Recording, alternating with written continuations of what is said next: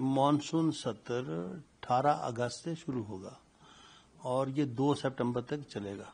तो इसमें 12 सिटिंग्स होने वाली हैं और मतलब ये कम सत्रों में से एक सत्र है जो सत्र यहाँ हुए हैं जिसमें इतनी लंबी मॉनसून सत्र की सिटिंग्स हुई हों।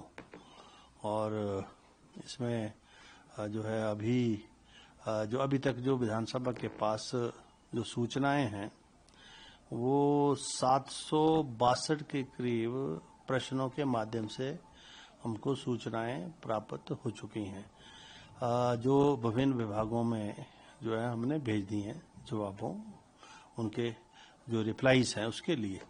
और इसके अलावा जो अलग अलग नियम है विधानसभा के जिसमें 62 के तहत 6 आ गई हैं, 101 के तहत 5 आ गई हैं, 130 के तहत 7 आ गई हैं। तो अभी सूचनाओं का दौर जारी है। 18 तक जो प्रश्न जो हैं जो इसमें स्टार्ट भी हैं अनस्टार्ट भी हैं 18 तक जितने नोटिसेज आएंगे वो सारे के सारे जो है वो इस सत्र में लिस्ट होंगे।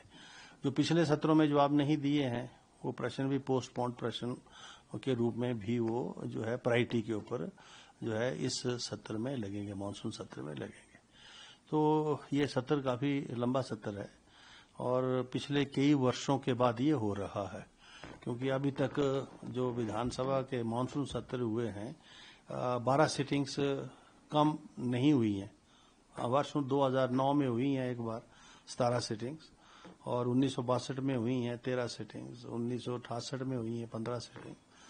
और इन 3 सत्रों को छोड़कर जो सेकंड विधानसभा है, फर्स्ट विधानसभा है, 9वीं विधानसभा है, उसके बाद 9वीं के बाद 14वीं विधानसभा जो है वो 12 सिटिंग्स मानसून सत्र की कर रही है। वो इसलिए क्योंकि आप जानते हैं कि हिमाचल प्रदेश में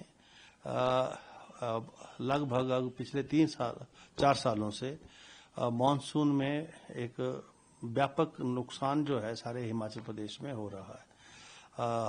भारी बरसात के कारण बोल दीजिए, क्लाउड बर्स्ट की वजह से बोल दीजिए और अभी भी इस मानसून में मंडी जिले में विशेष रूप से, सिराज में विशेष रूप से और कोई भी है, चाहे मनाली है, चाहे कुल्लू है, चाहे शिमला है, चाहे कांगड़ा है, चाहे मेरा अपना चुनाव क्षेत्र है या जिला है, कोई भी ऐसा जिला ऐसा नहीं है जहां भारी वर्षा की वजह से नुकसान हुआ। और लगभग 2000 करोड़ के करीब अब तक नुकसान सारे प्रदेश में जो है सरकारी संपत्ति को हो चुका है, प्राइवेट संपत्ति को हो चुका है। तो इसलिए ये बहुत गंभीर विषय है। एक हिमाचल प्रदेश, एक तो हम चाहते हैं आगे बढ़े और प्रोग्रेस करे। लोगों की मांग है कि दुर्गम क्षेत्रों में सड़कें पहुंचे, जो बनी हुई सड़कें वो चौड़ी हों और इंफ्रास्ट्रक्चर और सशक्त हो, मजबूत हो, स्कूल की बिल्डिंग्स बने, हॉस्पिटल की बिल्डिंगें बने।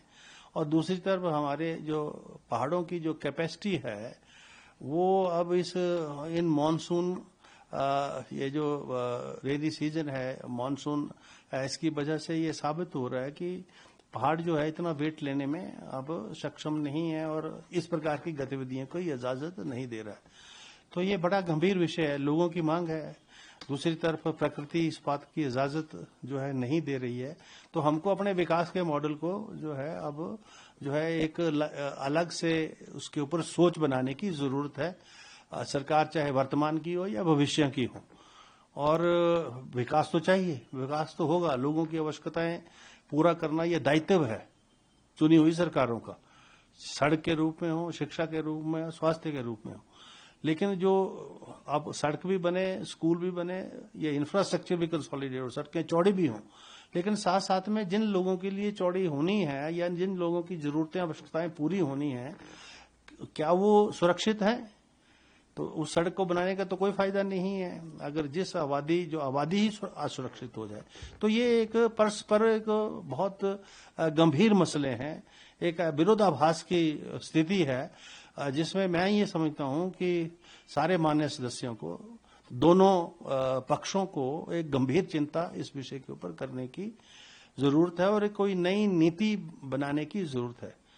कि सड़कों के दिशा में जिस प्रकार से सड़कों का निर्माण हो रहा है उसमें कुछ सेफ गार्ड्स हमको अपनाने पड़ेंगे। वो जो बजट अलॉटमेंट्स हैं उनको, उन प्रोविजंस को इंक्रीज करना पड़ेगा कि जितना हम कटिंग करें उतना फिलिंग करें, अंदर और बाहर रिटेनिंग वॉल, ब्रेस्ट वर्क का काम करें।